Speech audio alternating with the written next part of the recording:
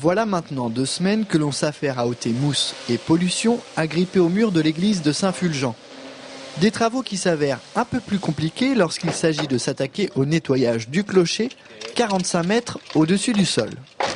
C'est assez délicat pour des nacelles ou même des échafaudages de pouvoir accéder là-haut à des coûts intéressants aussi, parce que c'est toujours possible, mais les coûts sont vraiment faramineux dans ces cas-là. Et nous, on permet en fait avec notre technique d'aller en toute sécurité faire donc ce nettoyage. Entre escalade et spéléologie, c'est bien des techniques alpines qu'utilise cette société pour venir à bout du chantier. Un chantier particulièrement ardu, même pour des spécialistes.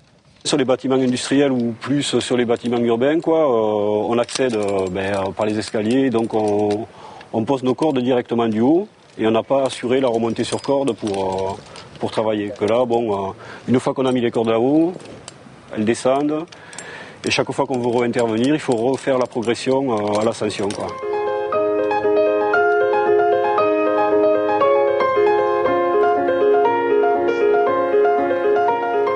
Je prends des photos pour faire voir à mes petits-enfants, car le monsieur est monté jusque dans le haut du clocher, et c'est quand même très impressionnant. Les gens d'ailleurs nous interpellent souvent en nous disant que c'est un travail que eux ne feraient pas, parce qu'ils auraient donc le vertige ou autre.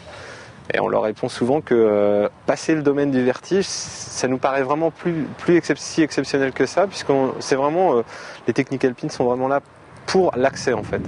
Après, ça reste un travail classique. Classique ou presque. Un travail où les monuments deviennent des montagnes et où les hommes tutoient les icônes et les nuages.